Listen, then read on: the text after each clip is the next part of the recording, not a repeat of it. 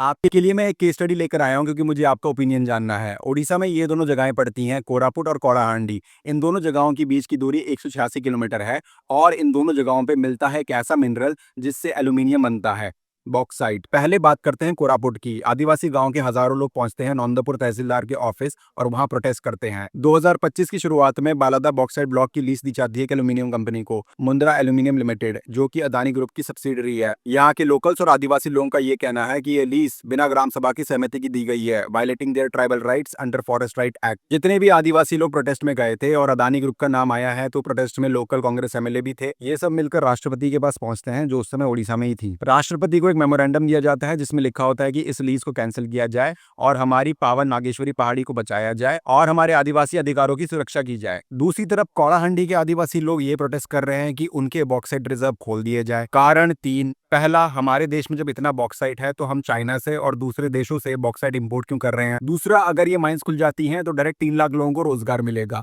और तीसरा, अगर रोजगार मिलेगा तो हमारे कलाहांडी उड़ीसा के लोग दूसरे स्टेट्स में जाएंगे ही नहीं काम ढूंढने। मुझे भी ये दोनों न्यूज पढ़कर बड़ा अजीब लगा। एक जगह आदिवासी लोग प्रोटेस्ट कर रहे हैं माइनिंग के अगेंस्ट और एक जगह आदिवासी लोग प्रोटेस्ट कर रहे हैं कि माइनिंग की परमिशन दे दी जाए, वो भी इन सेम स्टेट उड़ीसा। इन दोनों जगहों से एक कॉमन इंसान जुड़ा हुआ है, प्रफुल्ल सामंतरा, एक प्रोमिनेंट एक्टिविस्ट जिन्होंने 10 साल पहले कलाहांडी में वेदांता रिसोर्स के खिलाफ आदिवासियों के साथ मिलकर बॉक्साइट माइनिंग के खिलाफ प्रोटेस्ट किया था। बाद में ये केस सुप्रीम कोर्ट में गया था और सुप्रीम कोर्ट ने ट्राइबल कम्युनिटी के फेवर में डिसीजन दिया था। फिर ऐसा क्या हुआ कि कलाहांडी के लोकल्स अब माइंस दोबारा से खोलने की डिमांड कर रहे हैं। शायद उड़ीसा के फॉर्मर या फिर करंट सीएम ने कटक, भुवनेश्वर, पुरी, पारादीप इन्हीं जगहों की डेवलपमेंट पर ध्यान दिया। इकोनॉमिक डेवलपमेंट जरूरी है या फिर ट्राइबल कम्युनिटी के राइट्स प्रोटेक्ट करना जरूरी है? आप लोग मुझे कमेंट सेक्शन में बताइए। बाकी अदानी जी से यही रिक्वेस्ट रहेगी, बॉक्साइट माइनिंग कर ही रहे हैं तो इन 3 चीजों का ध्यान रखिएगा। पहला, जो आदिवासी लोग अपनी जमीन देंगे उन्हें फेयरली कॉम्पनसेट करना। दूसरा, लैंड पोल्यूशन, एयर पोल्यूशन तो होगा ही और पशु पक्षियों का नेचुरल हैबिटेट तो डिस्ट्रॉय होगा, पर कम से कम वहाँ के जो लोकल्स, वहाँ के जो ट्राइबल पीपल जो आसपास रहेंगे, उनकी सेफ्टी प्रिकॉशंस पर ध्यान दिया जाए, उनको ब्लास्टिंग के टाइम पे इन्फॉर्म कर दिया जाए, वहाँ के लोकल्स को मास्क प्रोवाइड किया जाए और एक हेल्थ कैंपेन शुरू किया जाए जो उन्हें माइनिंग पोल्यूशन से होने वाली बीमारियों के बारे में अवेयर कराएगा। चलिए मिलते हैं नेक्स्ट वीडियो में, तब तक के लिए जय हिंद,